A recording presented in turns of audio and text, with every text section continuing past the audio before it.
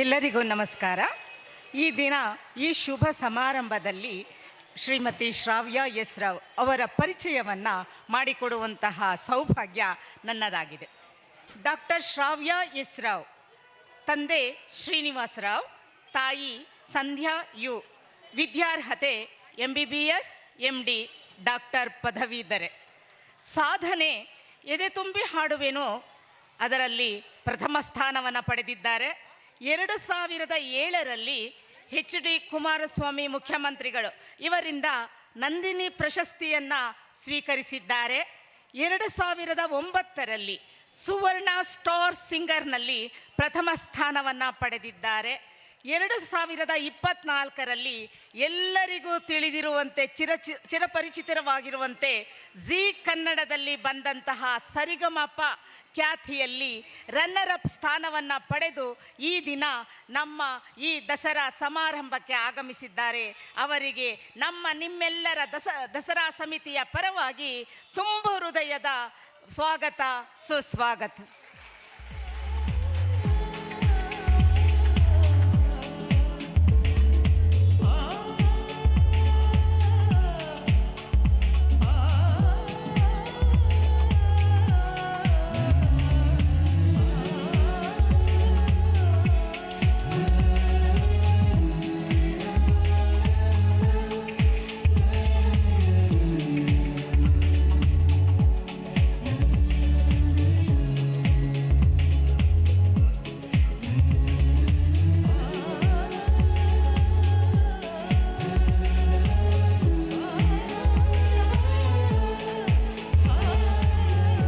ಇದೀಗ ನಿಮ್ಮ ಮುಂದೆ ಸರಿಗಮಪ ಖ್ಯಾತಿಯ ಡಾಕ್ಟರ್ ಶ್ರವ್ಯ ಮತ್ತು ತಂಡದಿಂದ ಗೀತೆ ಮತ್ತು ನೃತ್ಯ ಕಾರ್ಯಕ್ರಮ ನೆರವೇರಲಿದೆ.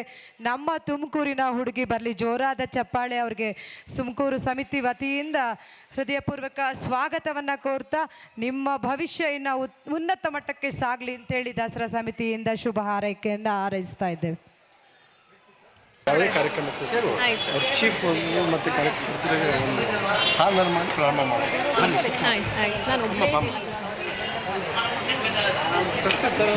ಮಾಡ್ತಾರೆ ಟೀಸ್ ಮಾಡೋದು ಲೇಟ್ ಆಯಿತು, 6 ಕಾಲಕ್ಕೆ ಬರೋಕ್ಕೆ ಗ್ಲಾಸ್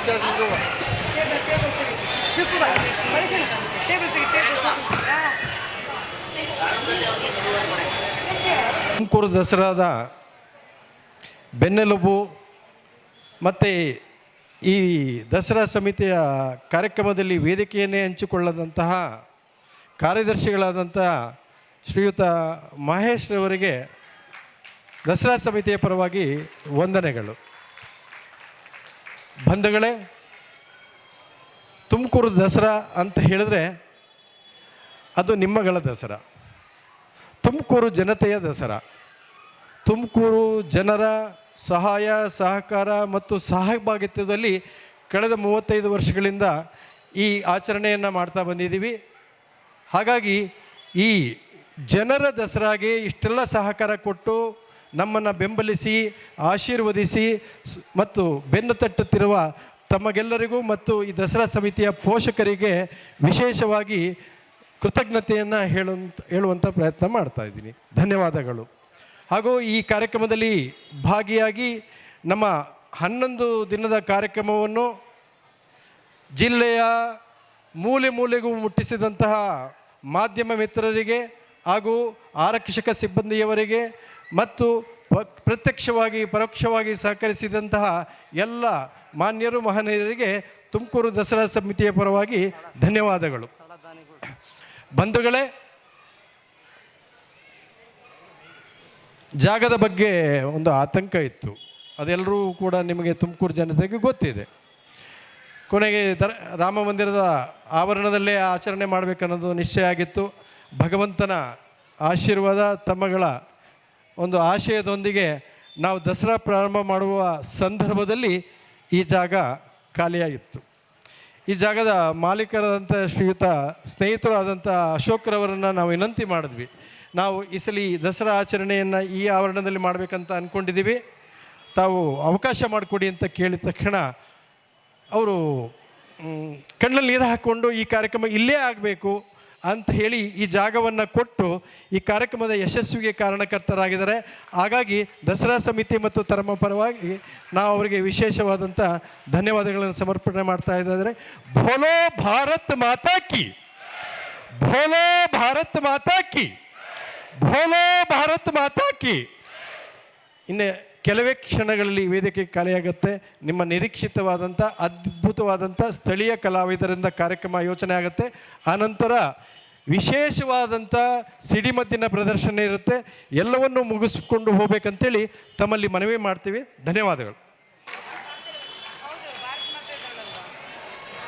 ಹೋಗ್ತೀರಾ? ಹೋಗಿ ಹೋಗಿ ಬೇಗ ಹೋಗಿ. ಶೂ ಹೋಗ್ಬೇಡಿ. ಬೇಡ ಬೇಡ. ತೃತೀಯ ಬಹುಮಾನವನ್ನು ಸ್ವೀಕರಿಸಿದಂತಹ ಸೂರಿದೇವ ಡ್ಯಾನ್ಸ್ ಸ್ಕೂಲ್ ಶೆಟ್ಟಿಹಳ್ಳಿ ತುಮಕೂರು ಇವರಿಗೆ ಅಭಿನಂದನೆಗಳು. ದ್ವಿತೀಯ ಸ್ಥಾನವನ್ನು ಪಡೆದಿದ್ದಾರೆ shadows Raj dance academy Tumakuru.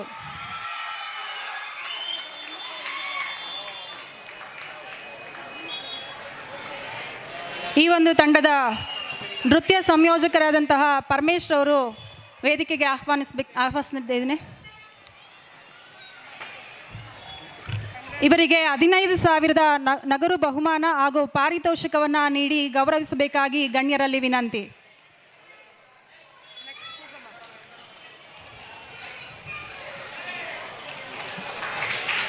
ದ್ವಿತೀಯ ಬಹುಮಾನವನ್ನು ಸ್ವೀಕರಿಸಿದ ಶ್ಯಾಡೋಸ್ ಡ್ಯಾನ್ಸ್ ರಾಜ್ ಅಕಾಡೆಮಿಗೆ ಧನ್ಯವಾದಗಳು.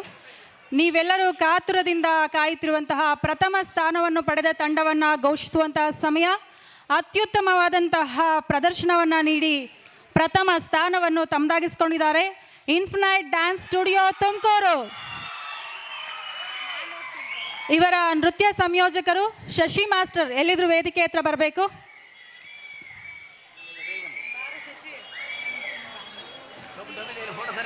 ಈ ತಂಡಕ್ಕೆ 20,000 ನಗದು ಬಹುಮಾನ ಮತ್ತು ಪಾರಿತೋಷಿಕವನ್ನು ನೀಡಿ ಗೌರವಿಸಬೇಕೆಂದ ಗಣ್ಯರಲ್ಲಿ ವಿನಂತಿಸ್ಕೊತಾ ಇದ್ದೀನಿ.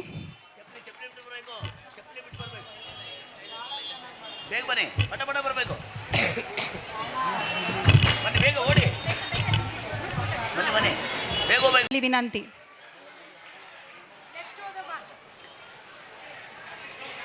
ವಿಶೇಷ ಸಮಾಧಾನಕರ ಬಹುಮಾನವನ್ನು ಪಡೆಯುತ್ತಿರುವ ಮತ್ತೊಂದು ತಂಡ AZ ಆರ್ಟಿಸ್ಟ್ ಝೋನ್ ತುಮಕೂರು.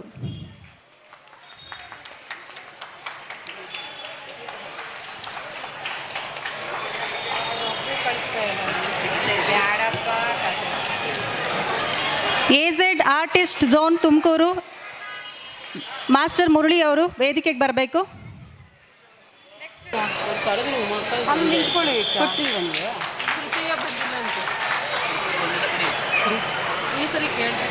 ಬಹುಮಾನ ಪಡೆದ ಎಲ್ಲ ಮಾತೆಯರಿಗೂ ಅಭಿನಂದನೆಗಳೊಂದಿಗೆ ಶುಭಾಶಯಗಳನ್ನು ದಸರಾ ಸಮಿತಿಯಿಂದ ಕೋರ್ತಾ ಇದ್ದೇವೆ.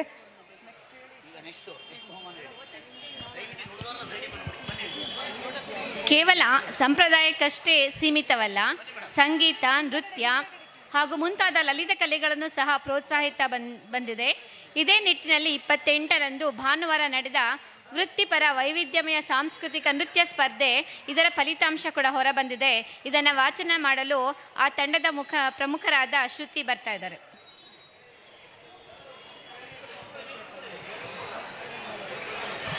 ಎಲ್ಲರಿಗೂ ನಮಸ್ಕಾರಗಳು.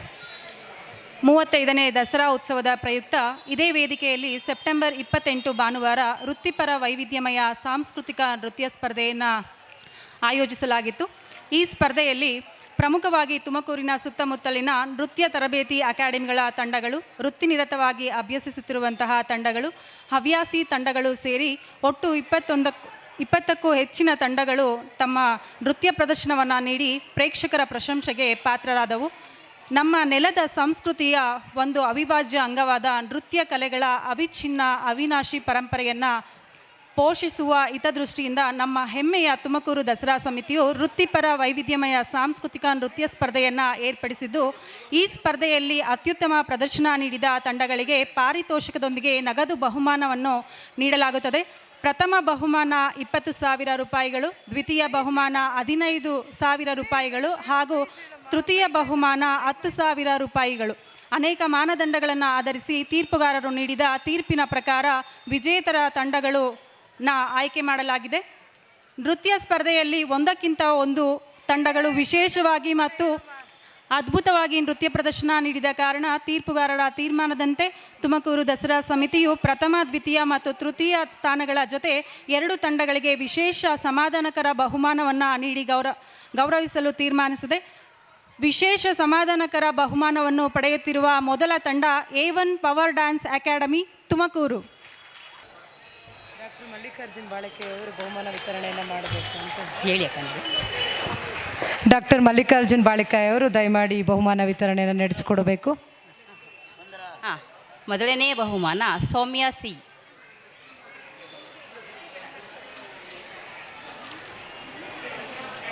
ದ್ವಿತೀಯ ಬಹುಮಾನ ಶೋಭಾ ಶ್ರೀಧರ್.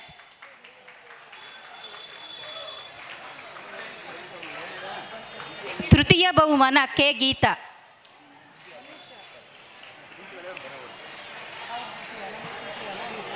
ಸಮಾಧಾನ ಬಹುಮಾನ ರೋಹಿಣಿ AP.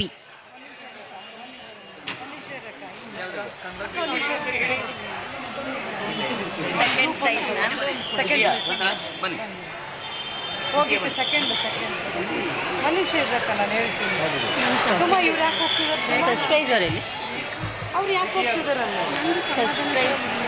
ಒಂದು ನಿಮಿಷ ಇರ್ರಿ, ಸೆಕೆಂಡ್ ಆಗಿಲ್ಲ ರೀ, ಸೆಕೆಂಡ್ ಆಗಿಲ್ಲ, ಸುಮ್ಮನೆ ಇರ್ರಿ ನೀವು. ಸುಮ್ಮನೆ ನಿಂತಿದ್ದೀನಲ್ಲ, ನಾನೇನು ಮಾಡ್ತೀನಿ, ನನ್ನೇ ಕನ್ಫ್ಯೂಷನ್ ಮಾಡ್ತೀನಿ, ಸುಮ್ಮನೆ ಇರ್ರಿ.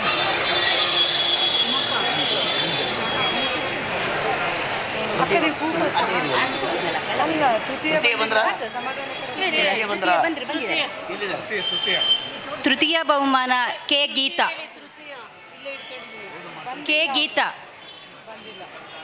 ಬಂದಿಲ್ವಾ? ಬಹುಮಾನ ಸ್ವೀಕರಿಸಿದಂತೆ ಎಲ್ಲರಿಗೂ ಧನ್ಯವಾದಗಳು. ಸಮಾಧಾನಕರ ಬಹುಮಾನ ರೋಹಿಣಿ AP. ಹೇಳಿದ್ರು ಜಿ, ಅವ್ರು ಬಂದಿಲ್ಲ ಜಿ, ಅವ್ರು ಬಂದಿಲ್ಲ ಜಿ.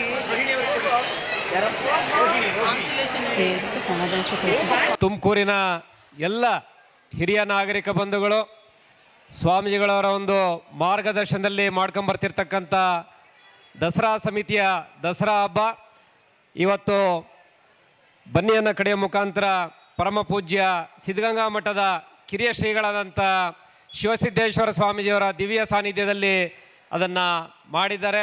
ಈ ಒಂದು ವೇದಿಕೆಯಲ್ಲಿ ಉಪಸ್ಥಿತಕ್ಕಂಥ ಹಿರಿಯರಾದಂಥ ಕೋರಿ ಮಂಜಣ್ಣನವರೇ, ಕಾರ್ಯಕ್ರಮದ ದಸರಾ ಸಮಿತಿಯ 2025ನೇ ಇಸ್ವಿಯ ಕಾರ್ಯಾಧ್ಯಕ್ಷರು, ಆತ್ಮೀಯರಾದಂಥ ಸೂರ್ಯ ಹಾಸ್ಪಿಟ್ಲಿನ ಡಾಕ್ಟರ್ ಜೆ ಲಕ್ಷ್ಮೀಕಾಂತ್ ಅವರೇ, ಹಿರಿಯರಾದಂಥ ಸನ್ಮಾನ್ಯ ಬಾವಿಕಟ್ಟೆ ಮಂಜಣ್ಣನವರೇ, ಸಿದ್ಧಗಂಗಾ ಹಾಸ್ಪಿಟ್ಲಿನ ಡಾಕ್ಟರ್ ಪರಮೇಶ್ ಅವರೇ, ಇಷ್ಟೊತ್ತು ತಮ್ಮನ್ನೆಲ್ಲ ಅತ್ಯಂತ ದೇಶಭಕ್ತಿ ಕಡೆ ಮತ್ತು ಭವಿಷ್ಯ ಭಾರತ ಹೇಗಿದೆ ಅಂಥೇಳಿ ಇಷ್ಟೊತ್ತು ಕೂಡ ದಿಕ್ಸೂಚಿ ಭಾಷಣ ಮಾಡಿದಂಥ ಸನ್ಮಾನ್ಯ ಡಾಕ್ಟರ್ ಮಲ್ಲಿಕಾರ್ಜುನ್ ಬಾಳೆಕಾಯರವರೇ ದಿಕ್ಸೂಚಿನೇ ಹೇಳಿದ್ರು. ಭಾರತ ಯಾವ ದಿಕ್ಕು ಕಡೆ ಹೋಗ್ತಿದೆ ಅನ್ನೋದು ಅವರ ಭಾಷಣದಲ್ಲೇ ಅದು ನಾವು ಅರ್ಥ ಮಾಡ್ಕೋಬೇಕು.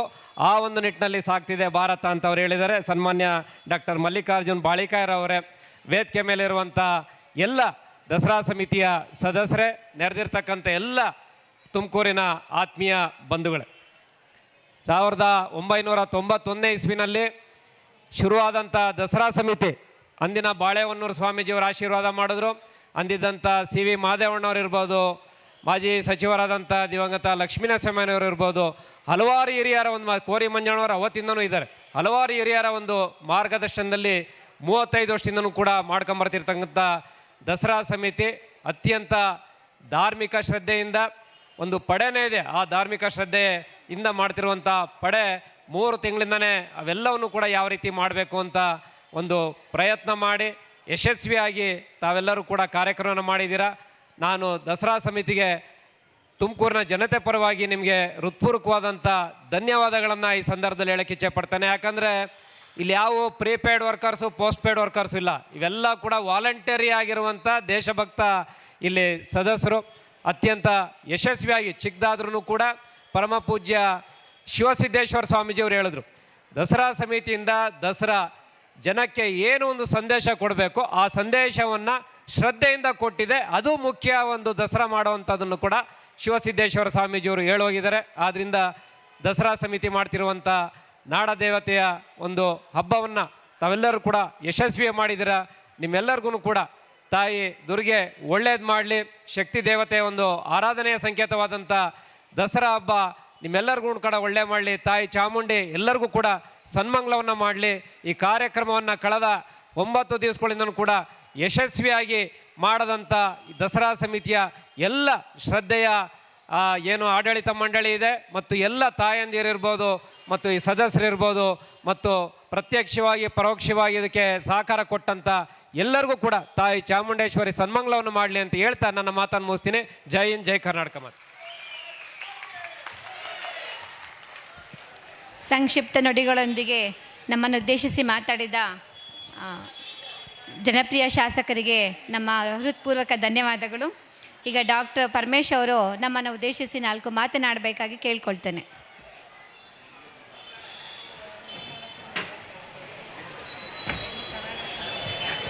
ಪ್ರಪ್ರಥಮವಾಗಿ ಎಲ್ಲರಿಗೂ ವಿಜಯದಶಮಿಯ ಶುಭಾಶಯಗಳನ್ನು ಕೋರ್ತಾ, ವೇದಿಕೆಯಲ್ಲಿರುವ ಎಲ್ಲ ಗಣ್ಯರೇ, ಎಲ್ಲ ಸಹೃದಯ ಬಂಧುಗಳೇ, 35ನೇ ಈ ಒಂದು ನಮ್ಮ ದಸರಾ ಉತ್ಸವ ಸಮಾರಂಭ ಆಚರಣೆಗಳು ಬಹಳ ವಿಜೃಂಭಣೆಯಿಂದ ನಡೀತು. ನಾವು ಹೋದ ವರ್ಷಕ್ಕಿಂತಲೂ ಈ ವರ್ಷ ಇನ್ನೂ ಹೆಚ್ಚಿನದಾಗಿ ಆಚರಣೆಗಳನ್ನು ಮಾಡಿದ್ದೀವಿ. ಅದೇನು ನಮ್ಮ ಶಿವಸಿದ್ದೇಶ್ವರ ಸ್ವಾಮೀಜಿಗಳು ಹೇಳ್ದಂಗೆ ನಮ್ಮ ಪರಂಪರೆ, ನಮ್ಮ ಸಂಸ್ಕೃತಿ, ನಮ್ಮ ಆಚರಣೆಗಳನ್ನ ನಾವು 9 ದಿನಗಳ ಈ ಕಾರ್ಯಕ್ರಮದಲ್ಲೂ ರೂಢಿಸ್ಕೊಂಡು ಅದರ ನಮ್ಮ ದೇಶಿ ಸಂಸ್ಕೃತಿ ಪರಂಪರೆ ಏನಿದೆ ಅದನ್ನು ನಾವು ಆ ಕಾರ್ಯಕ್ರಮಗಳನ್ನು ನಾವು ಮಾಡಿದ್ದೀವಿ. ನಮಗೆ ಏನು ಎಷ್ಟೆಲ್ಲ ಕಷ್ಟಗಳು ಅಂದರೆ 2 ವರ್ಷಗಳಿಂದ 2-3 ವರ್ಷಗಳಿಂದ ಈ ಆಚರಣೆಯನ್ನು ನಿಲ್ಲಿಸಬೇಕು, ಇದರ ಒಂದು ವೈಭವೀಕರಣವನ್ನು ಬೇರೆಯವರು ನಾವು ತಗೋಬೇಕು ಅನ್ನೋ ಒಂದು ಉದ್ದೇಶದಿಂದ ನಮಗೆ ಎಷ್ಟೆಲ್ಲ ತೊಂದರೆಗಳು ಕೊಟ್ಟರೂ ನಾವು ಈ ಆಚರಣೆಯನ್ನು ನಮ್ಮ ಒಂದು ಸನಾತನ ಸಂಸ್ಕೃತಿ, ಸನಾತನ ಧರ್ಮದ ಆಚರಣೆಗಳನ್ನು ನಾವು ಬಹಳ ಅರ್ಥಪೂರ್ಣವಾಗಿ ಮಾಡಿದ್ದೀವಿ. ಈ ಒಂದು ಆಚರಣೆಗೆ ನಮ್ಮ ದಸರಾ ಸಮಿತಿಯ ಎಲ್ಲ ಕಾರ್ಯಕರ್ತ ಬಂಧುಗಳು, ಕಾರ್ಯಕರ್ತರು ಅಂತ ಹೇಳೋಕ್ಕಾಗೋದಿಲ್ಲ, ನಾವೆಲ್ಲರೂ ಕಾರ್ಯಕರ್ತರೇ, ನಾವೆಲ್ಲರೂ ಸೇರಿಕೊಂಡು ಈ ದಸರಾವನ್ನು ಬಹಳ ವಿಜೃಂಭಣೆಯಿಂದ ಈ 9 ದಿನಗಳ ಕಾರ್ಯಕ್ರಮಗಳನ್ನು ನಾವು ಮಾಡಿದ್ದೀವಿ. ಮತ್ತು ಇನ್ನು ಮುಂದಿನ ವರ್ಷಗಳಲ್ಲೂ ಇದೇ ರೀತಿ ನಾವೆಲ್ಲರೂ ಸೇರಿಕೊಂಡು ನಮ್ಮ ಈ ಒಂದು ಆಚರಣೆನ ಚೆನ್ನಾಗಿ ಮಾಡೋಣ ಅಂತ ಹೇಳ್ತಾ ಎಲ್ಲರಿಗೂ ವಂದಿಸಿ ನನ್ನ ಮಾತು ಮುಗಿಸ್ತೀನಿ. ಡಾಕ್ಟರ್ ಪರಮೇಶ್ ಅವರಿಗೆ ಧನ್ಯವಾದಗಳು.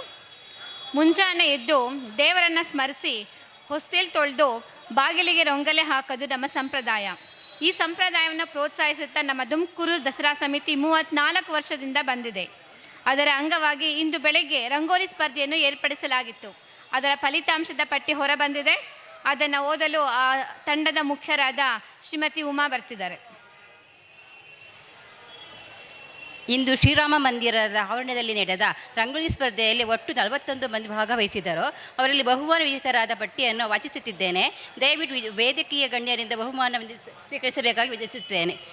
ಹೇಳಿದ್ರೆ ಸೋಲು, ಭಾರತ ಅಂತ ಹೇಳಿದ್ರೆ ಸಾವು, ಭಾರತ ಅಂತ ಹೇಳಿದ್ರೆ ನಿರ್ವೀರ್ಯತೆ, ಭಾರತ ಅಂತ ಹೇಳಿದ್ರೆ ಹೇಡಿತನ ಅನ್ನುವಂಥದ್ದನ್ನು ಯಾವ ತಿರುಚಿದ ಇತಿಹಾಸದ ಪಾಠಗಳು ನಮಗೆ ಕಲಿಸಿಕೊಡುವಂಥ ದುಷ್ಟ ಪ್ರಯತ್ನವನ್ನು ಮಾಡಿತ್ತೋ ಆ ಎಲ್ಲ ನಿಮ್ಮ ದುಷ್ಟತನದ ಪ್ರಯತ್ನಗಳು ಸುಳ್ಳು. ಭಾರತ ಅಂತ ಹೇಳಿದ್ರೆ ಬರೀ ಸೋಲಲ್ಲ, ಭಾರತ ಅಂತ ಹೇಳಿದ್ರೆ ಬರೀ ಹೇಡಿತನ ಅಲ್ಲ, ಭಾರತ ಅಂತ ಹೇಳಿದ್ರೆ ದಾರಿದ್ರ್ಯ ಅಲ್ಲ. ಸನಾತನ ಹಿಂದೂ ಧರ್ಮ ಅಂತ ಹೇಳಿದ್ರೆ ಇದು ಮೃತ್ಯುಂಜಯವಾಗಿರುವಂಥ ಧರ್ಮ, ಅಜೇಯವಾಗಿರುವಂಥ ಧರ್ಮ, ಗೆಲ್ಲೋದಕ್ಕಾಗೇ ಹುಟ್ಟಿರುವಂಥ ಧರ್ಮ ಅನ್ನುವಂಥದ್ದನ್ನು ಮತ್ತೆ ಮತ್ತೆ ನೆನಪು ಮಾಡಿಕೊಳ್ಬೇಕು. ನಮ್ಮ ದಿಗ್ವಿಜಯದ ಇತಿಹಾಸವನ್ನು ಸ್ಮರಣೆ ಮಾಡಬೇಕು. ನಮ್ಮ ರಕ್ತದ ಕಣಕಣದಲ್ಲಿ, ನಮ್ಮ ದೇಹದ ನರನಾಡಿಗಳಲ್ಲಿ ಒಂದಾಗಿರುವಂಥ, ಬೆಸೆದುಕೊಂಡಿರುವಂಥ ನಮ್ಮ ದಿಗ್ವಿಜಯದ ಪರಾಕ್ರಮದ ಶೌರ್ಯದ ಇತಿಹಾಸವನ್ನು ಮತ್ತೆ ಪುನರ್ಮನನ ಮಾಡಿಕೊಳ್ಬೇಕು ಅನ್ನುವಂಥ ಕಾರಣಕ್ಕಾಗಿ ಆ ಸಾಲುಗಳನ್ನು ಇಲ್ಲಿ ಹಾಕಿದ್ದಾರೆ ಅಂತ ನಾನು ಭಾವಿಸ್ತೀನಿ. ಬಂಧುಗಳೇ, ತುಮಕೂರು ಅಂತ ಹೇಳಿದರೆ ಗೆಲುವಿನ ನಾಡು. ಯಾವ ಥರದ ಗೆಲುವು, ಯಾವ ಥರದ ವಿಜಯ? ನನ್ನನ್ನು ನಾನು ಗೆಲ್ಲದ ಹೊರತು ಜಗತ್ತನ್ನು ಗೆಲ್ಲಲಿಕ್ಕೆ ಸಾಧ್ಯ ಇಲ್ಲ. ಆಗಲೇ ಬುದ್ಧಿಯವರು ಮಾತಾಡುವಾಗ ಬಹಳ ವಿಸ್ತಾರವಾಗಿ ಹಲವಾರು ಗೆಲುವುಗಳ ಬಗ್ಗೆ, ವಿಜಯದ ಬಗ್ಗೆ, ಅಂತರಂಗದ ಗೆಲುವು, ಬಹಿರಂಗದ ಗೆಲುವು, ಅಂತರಂಗದ ಶುದ್ಧಿಯ ಮೂಲಕ ಬಹಿರಂಗ ಶುದ್ಧಿಯ ಕುರಿತಾಗಿ ಬಹಳ ಮನಮುಟ್ಟುವಂತೆ ನಮಗೆ ಮಾತನಾಡಿ ಮಾರ್ಗದರ್ಶನ ಮಾಡಿ ಹೋಗಿದ್ದಾರೆ. ತುಮಕೂರಿನ ಮಣ್ಣಿನ ಕಣಕಣವೂ ಕೂಡ, ತುಮಕೂರಿನ ಪ್ರತಿಯೊಬ್ಬನ ಹೃದಯದಲ್ಲೂ ಕೂಡ ಆ ರೀತಿಯ ತನ್ನನ್ನು ತಾನು ಗೆದ್ದು ಮತ್ತೊಬ್ಬರಿಗಾಗಿ ತನ್ನ ಬದುಕನ್ನು ಸವಿಸಿ ತನ್ನ ಬದುಕಿನ ಸಾರ್ಥಕತೆಯನ್ನು ಮತ್ತೊಬ್ಬರ ಹೊಟ್ಟೆಯನ್ನು ತುಂಬಿಸುವ ಮೂಲಕ, ಮತ್ತೊಬ್ಬರಿಗೆ ಜ್ಞಾನ ನೀಡುವ ಮೂಲಕ, ಮತ್ತೊಬ್ಬರಿಗೆ ಅನ್ನ ಅಕ್ಷರ ಆಶ್ರಯವನ್ನು ನೀಡುವ ಮೂಲಕ ತ್ರಿವಿಧ ದಾಸೋಹ ಅನ್ನುವಂಥ ಒಂದು ತತ್ವ ದೇಹವನ್ನು ಧರಿಸಿ ಬಂದಿದ್ರು ಯಾರು ಅಂತ ಕೇಳಿದರೆ ಅದು ಸಿದ್ಧಗಂಗೆಯಲ್ಲಿ ನಡೆದಾಡಿ ನೆಲವನ್ನು ಪುಣ್ಯಗೊಳಿಸಿರುವಂಥ, ಪುನೀತಗೊಳಿಸಿರುವಂಥ ಶಿವಕುಮಾರ ಮಹಾಸ್ವಾಮೀಜಿಗಳು. ಅವರು ಗೆದ್ರಲ್ಲ, ಅದು ನಿಜವಾಗಿರುವಂಥ ಗೆಲುವು. ಈ ನೆಲಕ್ಕೆ ಆ ಶಕ್ತಿ ಇದೆ. ಕಲ್ಪತರು ನಾಡು ಅಂತ ಹೇಳಿ ಬರೀ ಇಲ್ಲಿ ತೆಂಗಿನ ಮರ ಜಾಸ್ತಿ ಬೆಳೆಯುತ್ತೆ ಅಂತ ಹೇಳಿ ಕಲ್ಪತರು ನಾಡು ಅಂತ ಕರೆದ್ರು ಅಂತ ನಾನು ಭಾವಿಸೋದಿಲ್ಲ. ತೆಂಗಿನ ಮರ ಜಾಸ್ತಿ ಬೆಳೆದವು ಅನ್ನೋ ಕಾರಣಕ್ಕಾಗಿ ಕಲ್ಪತರು ನಾಡು ಅಲ್ಲ. ಈ ನಾಡಿನಲ್ಲಿ ಯಾರಿಗೆ ಶಿಕ್ಷಣದ ಕೊರತೆ ಇದೆ, ಯಾರಿಗೆ ಅನ್ನ ಆಶ್ರಯದ ಕೊರತೆ ಇದೆ ಅಂತ ಹೇಳಿದಾಗ ಅವರನ್ನು ಕರೆದು, ನಿನ್ನ ಕಡೆ ಸಾಮರ್ಥ್ಯ ಇಲ್ಲದೆ ಇದ್ದರೂ ನಿನ್ನ ಕಡೆಗೆ ಆ ಶಿಕ್ಷಣವನ್ನು ಪಡೆಯುವಂಥದ್ದಕ್ಕೆ ಏನಾದರೂ ಸಮಸ್ಯೆ ಇದ್ದರೆ ಆ ಸಮಸ್ಯೆಗೆ ಪರಿಹಾರದ ರೂಪದಲ್ಲಿ ತಂದೆಯಾಗಿ, ತಾಯಿಯಾಗಿ, ಬಂಧುವಾಗಿ ನಿನ್ನನ್ನು ಪಾಲನೆ ಮಾಡಿ ಪೋಷಣೆ ಮಾಡ್ತೀನಿ ಅಂಥೇಳಿ ಇಡೀ ದೇಶಕ್ಕೆ ದಾಸೋಹ ಅಂದರೆ ಏನು ಅಂತ ತೋರಿಸಿಕೊಟ್ಟಿರುವಂಥ ಮಣ್ಣು ನೆಲ ಯಾವುದಾದ್ರೂ ಇದ್ದರೆ ಅದು ತುಮಕೂರಿನ ನೆಲ. ಅಂಥ ತುಮಕೂರಿನ ನೆಲದಲ್ಲಿ ನಡೀತಾ ಇರುವಂಥ 35ನೇ ವರ್ಷದ ದಸರಾ ಉತ್ಸವ ರಾಜಿ ಮಾಡಿಕೊಳ್ಬೇಕು. ನಾವು ನಮ್ಮ ವಿರೋಧಿಯಾಗಿರುವಂಥ ವಿಚಾರದವರ ಮುಂದೆ ಮಂಡಿಯೂರಿ ಈ ಉತ್ಸವವನ್ನು ಆಚರಣೆ ಮಾಡೋದಕ್ಕೆ ಸಾಧ್ಯ ಇಲ್ಲ, ನಾವು ರಾಜಿ ಮಾಡಿಕೊಳ್ಬೇಕು ಅನ್ನುವಂಥ ಅನಿವಾರ್ಯ ಪ್ರಸಂಗ ಬಂದಾಗಲೂ ಕೂಡ ಈ ದಸರಾ ಉತ್ಸವ ಸಮಿತಿಯವರು 35 ವರ್ಷಗಳಿಂದ ಏನು ಪರಂಪರೆ ಆರಂಭ ಮಾಡಿದ್ದಾರೆ, ನಾವು ನಮ್ಮತನದ ಜೊತೆಗೆ, ಹಿಂದುತ್ವದ ಜೊತೆಗೆ, ನಮ್ಮ ಉತ್ಸವದ ಜೊತೆಗೆ, ಆಚರಣೆಯ ಜೊತೆಗೆ ರಾಜಿ ಮಾಡ್ಕೊಳ್ಳೋದಿಲ್ಲ ಅಂಥೇಳಿ 35ನೇ ವರ್ಷವೂ ಕೂಡ ನಿಗದಿತವಾಗಿ ನಿಶ್ಚಿತವಾದ ಸಮಯಕ್ಕೆ ಅವರು ಅಂದ್ಕೊಂಡಿರುವಂಥ ರೀತಿಯಲ್ಲಿ ವೈಭವದಿಂದ, ಭಕ್ತಿಯಿಂದ, ಶ್ರದ್ಧೆಯಿಂದ ಈ ದಸರಾ ಉತ್ಸವವನ್ನು ಆಚರಣೆ ಮಾಡ್ತಾ ಇದ್ದಾರೆ. ಈ ಸಮಿತಿಯ ವೇದಿಕೆ ಮೇಲೆ ಆಸೀನರಾಗಿರುವಂಥ ನಮ್ಮ ಈ ಸಮಿತಿಯ ಅಧ್ಯಕ್ಷರಾಗಿರುವಂಥ ಲಕ್ಷ್ಮೀಕಾಂತ್ ಅಣ್ಣವರೇ, ಇಬ್ಬಿಬ್ಬರು ಮಂಜಣ್ಣವರಿದ್ದಾರೆ, ಪರಮೇಶ್ ಅಣ್ಣ ಇದ್ದಾರೆ, ನಮ್ಮ ಜನಪ್ರಿಯ ಸರಳ ಸಜ್ಜನಿಕೆಯ ನಾಯಕರು, ಶಾಸಕರು, ನನ್ನ ಮಾರ್ಗದರ್ಶಕರು ಆಗಿರುವಂಥ ಜ್ಯೋತಿ ಗಣೇಶ್ ಅಣ್ಣ ಅವರಿದ್ದಾರೆ, ಬಸವರಾಜಣ್ಣ ಇದ್ದಾರೆ, ಪರಮೇಶ್ ಅಣ್ಣ ಇದ್ದಾರೆ, ಸಾಕಷ್ಟು ಜನ ವೇದಿಕೆ ಮೇಲಿದ್ದಾರೆ. ವೇದಿಕೆ ಮುಂದೆ ಸಾಮಾನ್ಯನ ಥರ ಓಡಾಡುವಂಥ ಮಹೇಶ್ ಅಣ್ಣ ಇದ್ದಾರೆ.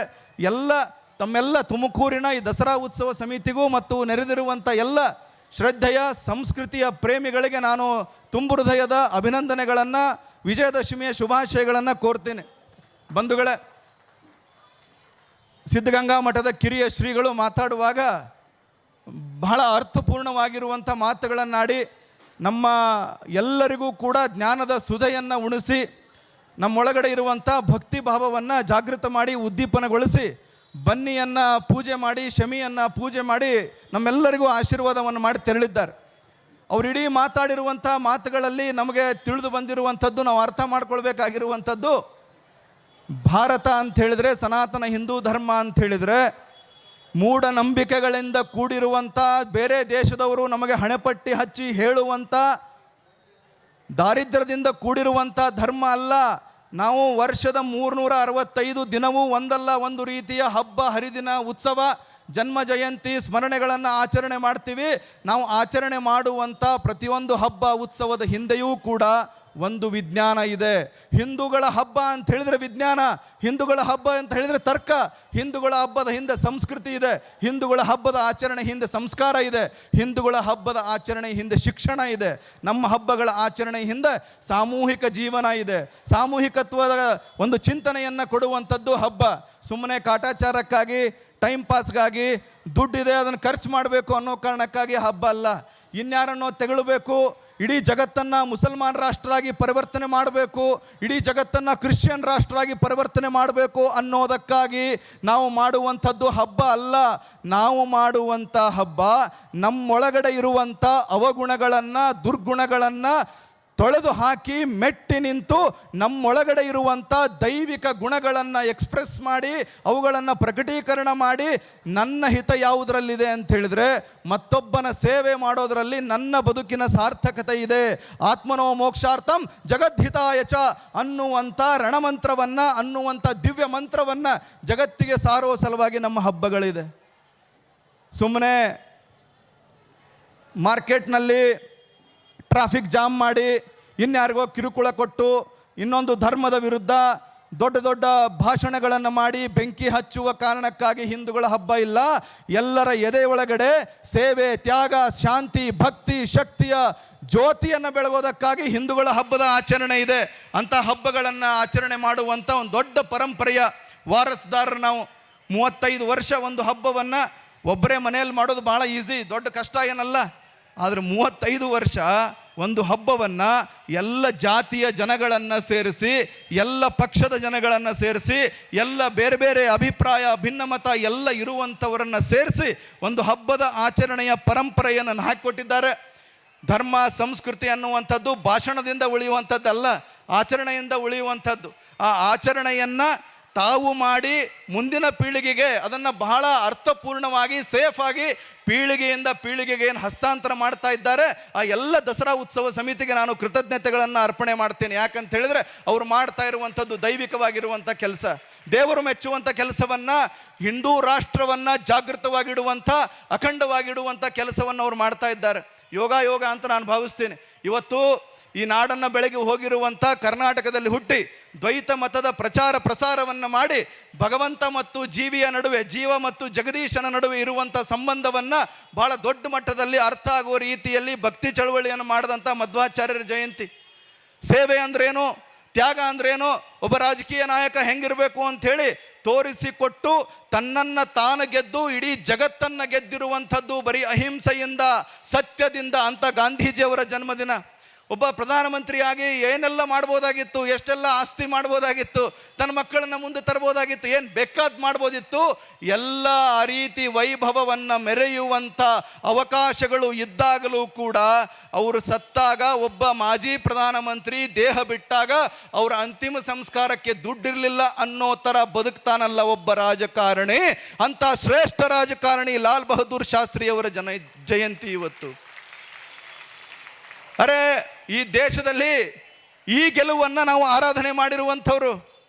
ಶತ್ರುಗಳ ವಿರುದ್ಧ ಗೆಲುವು ಈ ದೇಶಕ್ಕೇನು ಬಹಳ ದೊಡ್ಡ ಡಿಫಿಕಲ್ಟ್ ಆಗಿರುವಂಥ ಟಾಸ್ಕ್ ಅಲ್ಲ. ಅದು ಜಗತ್ತನ್ನು ಗೆಲ್ತೀನಿ, ಜಗತ್ತಿನ ಮೇಲೆ ಪ್ರಭುತ್ವ ಸಾಧಿಸ್ತೀನಿ ಅಂಥೇಳಿ ಗ್ರೀಸ್ನಿಂದ ಹೊಂಟಂಥ ಅಲೆಕ್ಸಾಂಡರ್ನಿಂದ ಹಿಡಿದು ಭಾರತವನ್ನು ಮುಸಲ್ಮಾನ್ ರಾಷ್ಟ್ರ ಮಾಡಿಯೇ ಸಿದ್ಧ ಅಂಥೇಳಿ ಶಪಥ ಮಾಡಿದಂಥ ಔರಂಗಜೇಬನ ತನಕ, ಮಾತಾ ಭವಾನಿಯ ಮೂರ್ತಿಯನ್ನು ಭಗ್ನ ಮಾಡಿ ಅದರ ಮೇಲೆ ಕುಣಿದಾಡಿ ನಲಿದಾಡಿ ಕೊನೆಗೆ ಶಿವಾಜಿ ಮಹಾರಾಜರಿಂದ ಹತ್ಯೆಗೊಳಪಡಲ್ಪಡುವಂಥ, ಸಂಹಾರಕ್ಕೆ ಒಳಪಡಲ್ಪಡುವಂಥ ಅಫ್ಜಲ್ ಖಾನಿನಿಂದ ಹಿಡಿದು ಮೊನ್ನೆ ಧರ್ಮ ಕೇಳಿ ಕೇವಲ ಹಿಂದೂ ಅನ್ನುವ ಕಾರಣಕ್ಕೆ ಯಾವ ನಮ್ಮ 26 ಜನ ಭಾರತೀಯರನ್ನು, ಹಿಂದೂಗಳನ್ನು ರಣಹೇಡಿಗಳ ಥರ ಕೊಲೆ ಮಾಡಿ ಹೋದರಲ್ಲ ನಾಲಾಯಕರು, ಅವರ ವಿರುದ್ಧ ಮಾಡಿರುವಂಥ ಆಪರೇಷನ್ ಸಿಂಧೂರದ ತನಕ ನಮ್ಮದು ಸೋಲಿನ ಇತಿಹಾಸ ಅಲ್ಲ, ನಮ್ಮದು ಗೆಲುವಿನ ಇತಿಹಾಸ. ಅಲೆಕ್ಸಾಂಡರ್ನಿಂದ ಔರಂಗಜೇಬನ ತನಕ, ಅಫ್ಜಲ್ ಖಾನ್ನಿಂದ ಆಪರೇಷನ್ ಸಿಂಧೂರದ ತನಕ ನಮಗೆ ಹಿನ್ನಡೆ ಆದರೂ ಅದು ತಾತ್ಕಾಲಿಕ ಹಿನ್ನಡೆ.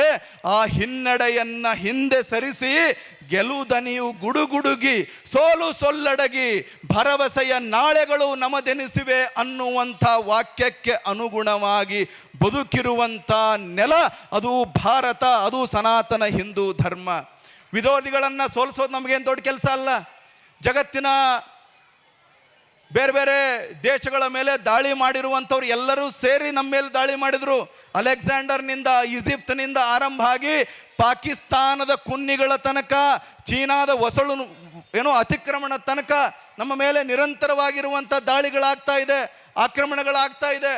ಆದರೆ ಈ ಆಕ್ರಮಣಗಳನ್ನು ಮೆಟ್ಟಿ ನಿಂತು ಡೈಜೆಸ್ಟ್ ಮಾಡಿ ಜೀರ್ಣಿಸಿಕೊಂಡು ಭಾರತ ಇವತ್ತಿಗೂ ಕೂಡ ಭಾರತವಾಗಿದೆ, ಅಜಯವಾಗಿದೆ, ಅಮರವಾಗಿದೆ, ಮೃತ್ಯುಂಜಯವಾಗಿದೆ ಅಂತ ಹೇಳಿದರೆ ಅದಕ್ಕೆ ಕಾರಣ ಸನಾತನ ಹಿಂದೂ ಧರ್ಮ. ಈ ರೀತಿಯ ಉತ್ಸವಗಳು, ಈ ರೀತಿಯ ಆಚರಣೆಗಳು ಸುಮ್ಮನೆ ಮಾಡುವಂಥದ್ದಲ್ಲ. ಈ ರೀತಿಯ ಉತ್ಸವಗಳ ಮೂಲಕ ಉತ್ಸಾಹವನ್ನು ಹೆಚ್ಚಿಗೆ ಮಾಡಿಕೊಂಡು, ಈ ರೀತಿಯ ಆಚರಣೆಗಳ ಮೂಲಕ ಅರ್ಥವನ್ನು ಮಾಡಿಕೊಂಡು, ಈ ರೀತಿ ನಾವೆಲ್ಲ ಒಂದಾಗಿ ಸೇರಿ ಏಕತೆಯನ್ನು ಪ್ರದರ್ಶನ ಮಾಡಿ, ಸಾಮೂಹಿಕತೆಯನ್ನು ಪ್ರದರ್ಶನ ಮಾಡುವುದರ ಜೊತೆಗೆ ಈ ಧರ್ಮವನ್ನು ಜೀವಂತವಾಗಿಟ್ಟಿರುವಂಥ ಪರಂಪರೆ ನಮ್ಮದು. ಶತ್ರುಗಳನ್ನು ಸೋಲಿಸೋದು ನಮಗೇನು ದೊಡ್ಡ ಡಿಫಿಕಲ್ಟ್ ಟಾಸ್ಕ್ ಅಲ್ಲ. ಅಲೆಕ್ಸಾಂಡರ್ ಇಡೀ ಜಗತ್ತನ್ನು ಗೆಲ್ತೀನಿ ಅಂಥೇಳಿ ಆ ಬಹುಪಾಲು ಯಶಸ್ವಿಯಾಗಿ ಆತ ಸೋತಿರುವಂಥ ಅಲೆಕ್ಸಾಂಡರನಿಗೂ ನೀರು ಕುಡಿಸಿ ಮಣ್ಣು ಮುಕ್ಕಿಸಿರುವಂಥ ನೆಲ ಅದು ಭಾರತ ನೆಲ. ಅವನಾದ ನಂತರ ಎಷ್ಟು ಜನ ಬಂದರು ಇಲ್ಲಿ? ಹೂಣರು, ಶಕರು, ಕುಶಾನ್ರು, ತುರ್ಕರು, ಮಂಗೋಲ್ರು, ಅದಾದ ಮೇಲೆ ಮುಸಲ್ಮಾನ್ ದೊರೆಗಳು ದಂಡೆತ್ತಿ ಬಂದರು, ಮೊಘಲರು, ಸುಲ್ತಾನ್ರು, ಗೋರಿ, ಗಜನಿ, ಖಿಲ್ಜಿ, ಬೇರೆ ಬೇರೆ ನಮೂನೆ ಆಗಿರುವಂಥ ಸುಲ್ತಾನ್ರು. ಮಾಡಬಾರದು ಅನ್ಯಾಯವನ್ನು ಈ ನೆಲಕ್ಕೆ ಮಾಡಿದ್ರು, ಮಾಡಬಾರದು ಅತ್ಯಾಚಾರವನ್ನು ಈ ನೆಲದ ಮೇಲೆ ಮಾಡಿದ್ರು, ಮಾಡಬಾರದು ಪಾಪವನ್ನು ಮಾಡಿದ್ರು, ನರಮೇಧವನ್ನು ಮಾಡಿದ್ರು. ಸಾಮೂಹಿಕವಾಗಿ ಹಿಂದೂಗಳನ್ನು ಮತಾಂತರ ಮಾಡುವಂಥ ಪ್ರಯತ್ನ, ಮತಾಂತರ ಆಗದೇ ಇದ್ದರೆ ಅವರ ಕತ್ತಿಯಿಂದ ಕತ್ತನ್ನು ಕತ್ತರಿಸುವಂಥ ಕೆಲಸ, ಇದೆಲ್ಲವನ್ನ ಮಾಡಿದ ನಂತರವೂ ಕೂಡ ಶತ್ರುವಿನ ಮುಂದೆ ಮಂಡಿಯೂರದೆ, ಸೋತು ಶರಣಾಗದೆ, ರಣಹೇಡಿಯ ಹಾಗೆ ಪಲಾಯನ ಮಾಡದೆ, ಪ್ರಾಣ ಜಾಯ್ ಪರ್ ವಚನ ನ ಜಾಯ್, ಮಾತು ಏನು ಕೊಟ್ಟು ಮಾತು ಉಳಿಸ್ಕೊಳ್ಬೇಕು, ಹಿಂದುವಾಗಿ ಹುಟ್ಟಿ ಹಿಂದುವಾಗಿಯೇ ಸಾಯಬೇಕು ಅನ್ನುವಂಥ ಚಿಂತನೆಯನ್ನ ಮೈಗೂಡಿಸ್ಕೊಂಡಂಥ ತೇಗ್ ಬಹದ್ದೂರ್ ಜಯಂತಿಯು ಇವತ್ತಿದೆ. ಅಂಥ ನೆಲ ನಮ್ಮದು, ಆ ನೆಲಕ್ಕೆ ಸೇರಿದವರು ನಾವು. ಆ ರಕ್ತ ನಮ್ಮ ಮೈಯಲ್ಲಿ ಹರಿತಾ ಇದೆ ಅನ್ನೋದಕ್ಕೆ ನಾವು ಗರ್ವ ಪಡಬೇಕು, ಹೆಮ್ಮೆ ಪಡಬೇಕು. ಶಸ್ತ್ರ ಪೂಜೆಯನ್ನು ನಿನ್ನೆ ಮಾಡಿದ್ವಿ, ಆಯುಧ ಪೂಜೆಯನ್ನು ಮಾಡಿದ್ವಿ. ಜಗತ್ತಿನ ಯಾವುದಾದ್ರೂ ಒಂದು ದೇಶದಲ್ಲಿ ಶಾಂತಿ ಮತ್ತು ಕ್ರಾಂತಿ ಒಟ್ಟೊಟ್ಟಿಗೆ ಸಾಗುತ್ತೆ ಅಂತ ಹೇಳಿದ್ರೆ ಅದು ಭಾರತ ಮಾತ್ರ, ಹಿಂದೂಗಳಲ್ಲಿ ಮಾತ್ರ. ಶಸ್ತ್ರ ಮತ್ತು ಶಾಸ್ತ್ರ ಎರಡೂ ಒಟ್ಟೊಟ್ಟಿಗೆ ಸಾಗುತ್ತೆ ಅಂತ ಹೇಳಿದ್ರೆ ಕೇವಲ ಹಿಂದೂ ಧರ್ಮದಲ್ಲಿ ಮಾತ್ರ. ಭಾರತ ಜಗತ್ತನ್ನ ಶಾಸ್ತ್ರದಿಂದ ಗೆಲ್ಲುವ ಪ್ರಯತ್ನ ಮಾಡ್ತು, ಶಾಂತಿಯಿಂದ ಗೆಲ್ಲುವ ಪ್ರಯತ್ನ ಮಾಡ್ತು, ಅಹಿಂಸೆಯಿಂದ ಗೆಲ್ಲುವ ಪ್ರಯತ್ನ ಮಾಡ್ತು, ಯೋಗ್ಯತೆಯಿಂದ ಗೆಲ್ಲುವಂಥ ಪ್ರಯತ್ನ ಮಾಡ್ತು, ಜ್ಞಾನದಿಂದ ಗೆಲ್ಲುವಂಥ ಪ್ರಯತ್ನ ಮಾಡ್ತು, ಯಶಸ್ವಿಯಾಯಿತು. ಇವತ್ತು ಭಾರತದ ಗುರು ಪರಂಪರೆಗೆ ನತಮಸ್ತಕರಾಗಿ ಹಣೆ ಹಚ್ಚಿ ನಮಸ್ಕಾರ ಮಾಡಿ, ಯಾವುದೇ ಫಲಾಪೇಕ್ಷೆ ಇಲ್ಲದೆ, ಆಮಿಷಗಳಿಲ್ಲದೆ ನಾನು ಭಾರತಕ್ಕೆ ಬಂದು ನನ್ನ ಜೀವನದ ಸಾರ್ಥಕತೆಯನ್ನು ಕಂಡುಕೊಳ್ತೀನಿ ಅಂಥೇಳಿ ವಿದೇಶದ ದೊಡ್ಡ ದೊಡ್ಡ ಸ್ಕಾಲರ್ಸು, ಪ್ರೊಫೆಸರ್ಸು, ಎಂಜಿನಿಯರ್ಸು, ಟೆಕ್ನಾಲಜಿಸ್ಟ್ಗಳು ಭಾರತಕ್ಕೆ ಬರ್ತಾ ಇರುವಂಥ ಕಾಲಘಟ್ಟ. ಯಾವುದರಿಂದ ಸಾಧ್ಯ ಆಯಿತು? ನಮ್ಮ ದೇಶದ ಸಂತ ಶಕ್ತಿ ಯಾವ ಮಟ್ಟಕ್ಕಿದೆ? ಜಗ್ಗಿ ವಾಸುದೇವರನ್ನು ಹುಡುಕೊಂಡು ಜನ ಬರ್ತಾರೆ, ಮಾತಾ ಅಮೃತಾನಂದಮಯಿ ಕಾಲಿಗೆ ಬಂದು ವಿದೇಶದವ್ರು ಬೀಳ್ತಾರೆ, ಪಂಡಿತ್ ರವಿಶಂಕರ್ ಗುರೂಜಿಯ ಕಾಲಿಗೆ ಬಂದು ಬೀಳ್ತಾರೆ, ಹಿಮಾಲಯದಲ್ಲಿ ಯೋಗ ಸಾಧನೆಯನ್ನು ಮಾಡಬೇಕು ಅಂತ ಬರ್ತಾರೆ. ಗೋಕರ್ಣದ ಕಥೆಯನ್ನು ಮೊನ್ನೆ ಕೇಳಿದ್ವಿ. ರಷ್ಯಾದ ಹೆಣ್ಮಗಳು ತನ್ನ ಇಬ್ಬರು ಮಕ್ಕಳನ್ನ ಕರ್ಕೊಂಡು ಆ ಗೋಕರ್ಣದ ಗುಹೆ ಒಳಗಿದ್ಲು, ಆಧ್ಯಾತ್ಮದ ಚಿಂತನೆ ಮಾಡಬೇಕು ಅಂತ ಹೇಳಿ. ಶಾಸ್ತ್ರದಿಂದ ಜಗತ್ತನ್ನು ಗೆಲ್ಲುವಂಥ ತಾಕತ್ತು ನಮ್ಮ ದೇಶಕ್ಕಿದೆ. ಈ ದೇಶದ ಬುದ್ಧ ಹೊರಟ, ಜ್ಞಾನೋದಯ ಮಾಡಿಕೊಂಡಂಥ ಬುದ್ಧ ಹೊರಟ, ಅಹಿಂಸಾ ಪರಮೋ ಧರ್ಮ ಅನ್ಕೊಂಡು ಹೊರಟ.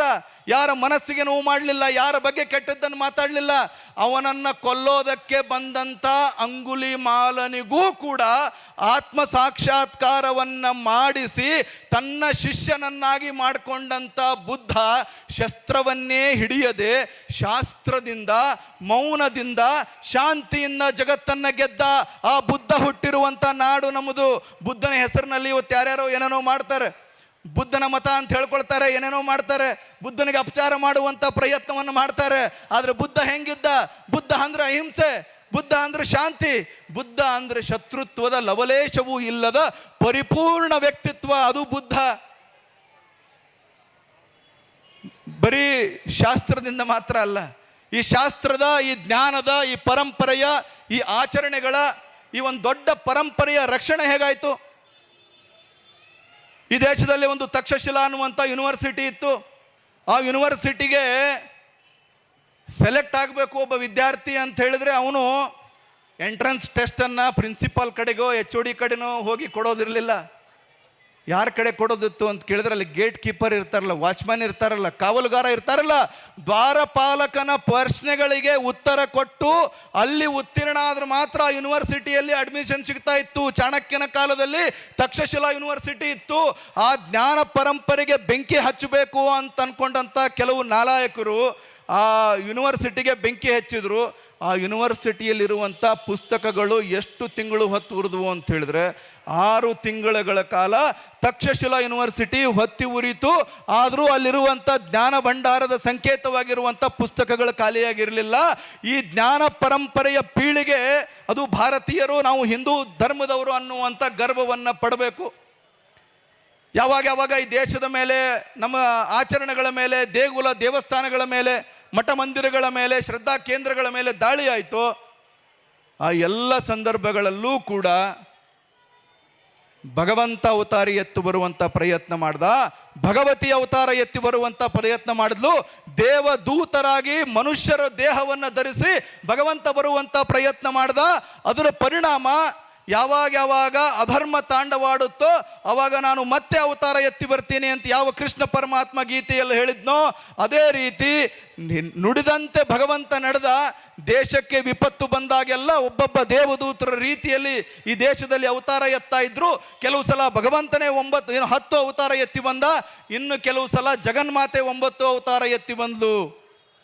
ಒಮ್ಮೊಮ್ಮೆ ಸಿದ್ಧಗಂಗಾ ಶ್ರೀಗಳ ಥರ ಮನುಷ್ಯರ ರೀತಿಯಲ್ಲಿ ಭಗವಂತ ಇಳಿದು ಬರ್ತಾನೆ. ಸೇವೆ ತ್ಯಾಗಗಳ ಮೂಲಕ, ದಾಸೋಹದ ಮೂಲಕ ನಡೆದಾಡುವ ದೇವರು ಅಂತಲೂ ಕರೆಸ್ಕೊಳ್ತಾರೆ ಈ ದೇಶದಲ್ಲಿ. ಅಂತ ದೇಶ ಇದು.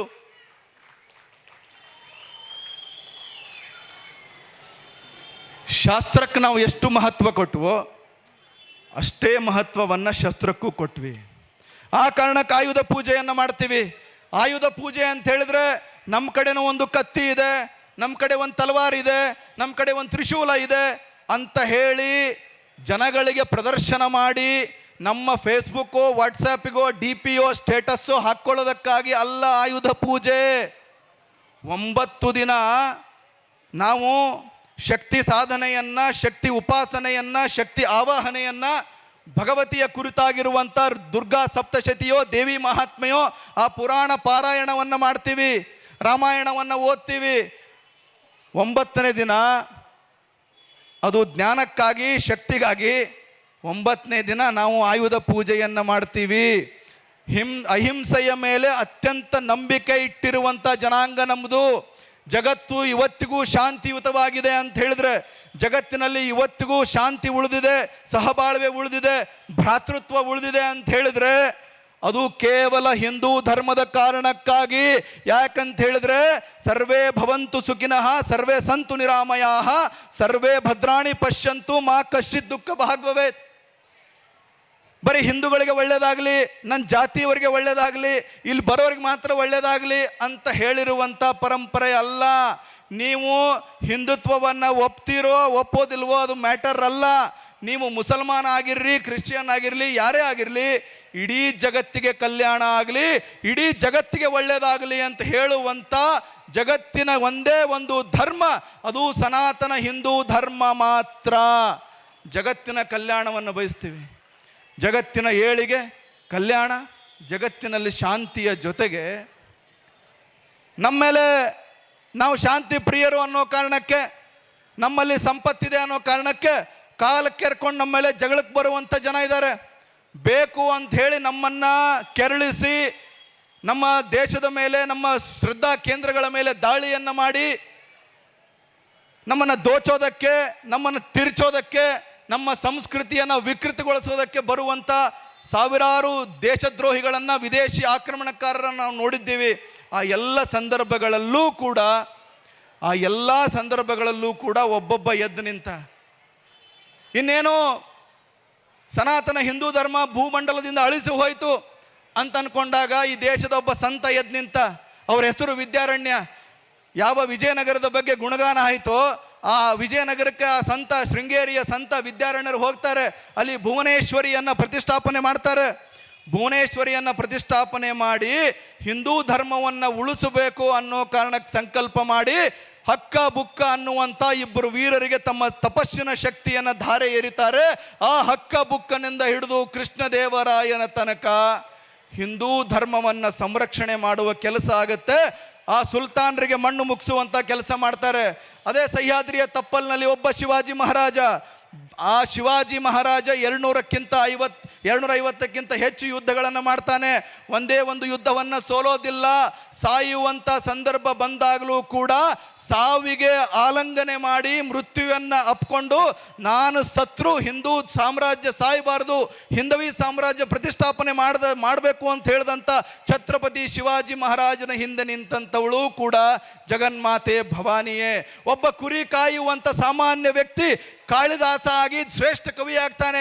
ಅವನ ನಾಲಿಗೆಯ ಮೇಲೆ, ಅವನ ಕೈಯಲ್ಲಿ ಕುಳಿತು ಬರೆಸಿ ಅವನನ್ನು ಶ್ರೇಷ್ಠ ಕವಿ, ದೇವಕವಿ ಮಾಡಿಸಿರುವಂಥವಳು ಸರಸ್ವತಿ. ಆಕೆಯು ಜಗನ್ಮಾತೆಯೇ.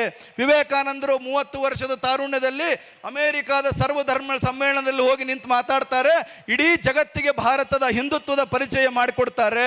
ಆಗ ಮಾತಾಡುವಾಗ ವಿವೇಕಾನಂದರ ನಾಲಿಗೆಯ ಮೇಲೆ ಕುಳಿತು ಮಾತನಾಡಿಸಿರುವಂಥವಳು ಬೇರೆ ಯಾರೂ ಅಲ್ಲ, ಇದೇ ಭಗವತಿ. ಆ ಭಗವತಿ ಮನಸ್ಸು ಮಾಡಿದ್ರೆ ಸಾಮಾನ್ಯನೊಬ್ಬ ಕೃಷ್ಣದೇವರಾಯ ಆಗಬಲ್ಲ.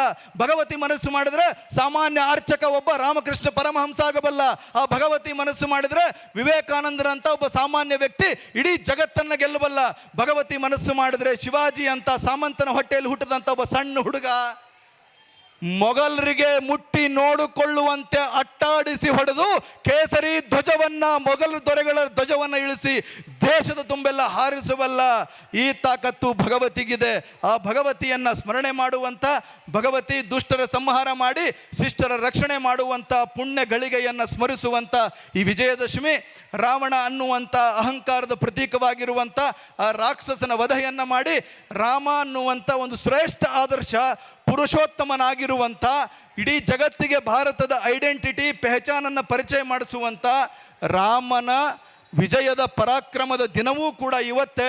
ಹೀಗಾಗಿ ಈ ವಿಜಯದಶಮಿ ಅನ್ನುವಂಥದ್ದು ನಮ್ಮೆಲ್ಲರಿಗೂ ಶಕ್ತಿಯನ್ನು ಕೊಡುವಂಥ, ಅನ್ಯಾಯದ ವಿರುದ್ಧ ನ್ಯಾಯದ ಗೆಲುವು, ಅಸತ್ಯದ ವಿರುದ್ಧ ಸತ್ಯದ ಗೆಲುವು, ಅಜ್ಞಾನದ ವಿರುದ್ಧ ಜ್ಞಾನದ ಗೆಲುವು, ಕತ್ತಲೆಯ ವಿರುದ್ಧ ಬೆಳಕಿನ ಗೆಲುವು, ಸ್ವಾರ್ಥದ ವಿರುದ್ಧ ನಿಸ್ವಾರ್ಥದ ಗೆಲುವು, ಭಯದ ಅಂಧಕಾರದ ವಿರುದ್ಧ ನಿರ್ಭಯತೆಯ ಗೆಲುವು ಅನ್ನುವಂಥ ಈ ಮಂತ್ರವನ್ನು, ಈ ತಂತ್ರವನ್ನು, ಈ ಪರಂಪರೆಯನ್ನು ನೆನಪು ಮಾಡಿಕೊಂಡು ಅದರಿಂದ ಮತ್ತಷ್ಟು ಶಕ್ತಿಯನ್ನು ಗಳಿಸಿ ಅಶುದ್ಧರಾಗಿರುವಂಥ ನಮ್ಮ ಮನದ ಮಲಿನತೆಯನ್ನು, ಕೊಳೆಯನ್ನು ತೊಳೆದುಕೊಂಡು ಶುದ್ಧರಾಗಿ ಸಿದ್ಧರಾಗಿ ನಾಡ ಸೇವೆಯನ್ನು ಮಾಡುವಂಥ ಕಂಕಣವನ್ನು ಕಟ್ಟಿಕೊಂಡು ಕೆಲಸವನ್ನು ಮಾಡಬೇಕು.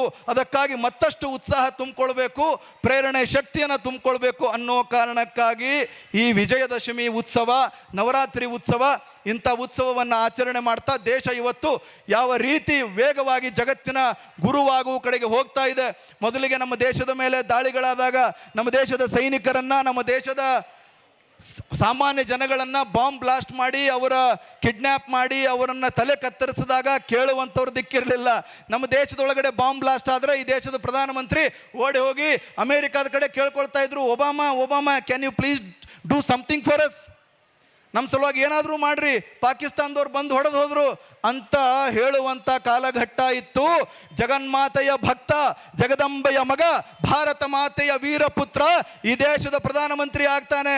ಈ ದೇಶದ ಎಲ್ಲ ಜನಗಳ ತಪಸ್ಸಿನ ಶಕ್ತಿಯ ಪ್ರತೀಕವಾಗಿ ಈ ದೇಶದ ಒಳಗೆ ಪಾಕಿಸ್ತಾನದ ನಾಯಿಗಳು ಬಂದು ಬಾಂಬ್ ಹಾಕಿದರೆ, ಈ ದೇಶದ ಒಳಗಡೆ ಬಂದು ಪಾಕಿಸ್ತಾನದ ಕುನ್ನಿಗಳು ನಮ್ಮ ಸಾಮಾನ್ಯ ಜನಗಳನ್ನು, ಅಮಾಯಕರನ್ನು ಕೊಂದರೆ ಇವತ್ತಿನ ಪ್ರಧಾನಿ, ಇವತ್ತಿನ ಸೈನಿಕ ಅಮೇರಿಕಾದ ಕಡೆಗೆ ಪರ್ಮಿಷನ್ಗಾಗಿ ಕಾಯೋದಿಲ್ಲ.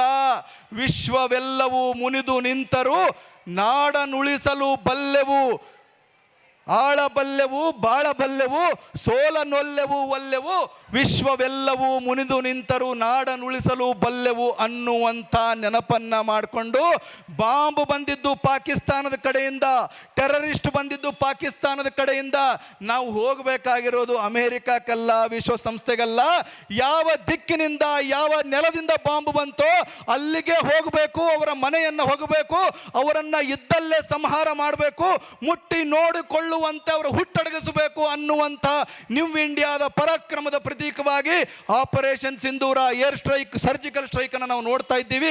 ಭಾರತ ಅಂತ ಹೇಳಿದ್ರೆ ಶಕ್ತಿ ಮತ್ತು ಭಕ್ತಿಗಳ ಮಿಶ್ರಣ, ಭಾರತ ಅಂತ ಹೇಳಿದ್ರೆ ಶಾಂತಿ ಮತ್ತು ಕ್ರಾಂತಿಗಳ ಮಿಶ್ರಣ, ಸ್ನೇಹಕ್ಕೂ ಸಿದ್ಧ ಸಮರಕ್ಕೂ ಬದ್ಧ ಅನ್ನುವಂಥ ರಣಮಂತ್ರವನ್ನು ಕಾಲ ಕಾಲಕ್ಕೆ ಹೇಳಿಕೊಟ್ಟಿರುವಂಥ ಪರಂಪರೆ ನಮ್ಮದು.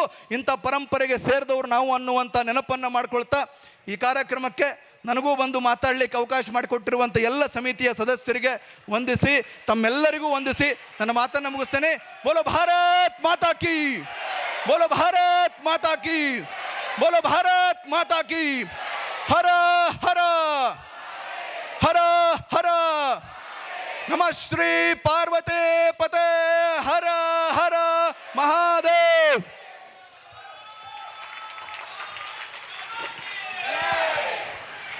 ರೋಮಾಂಚನವಾದ ದಿಕ್ಸೂಜಿ ಭಾಷಣವನ್ನು ನೀಡಿದಂಥ ಡಾಕ್ಟರ್ ಮಲ್ಲಿಕಾರ್ಜುನ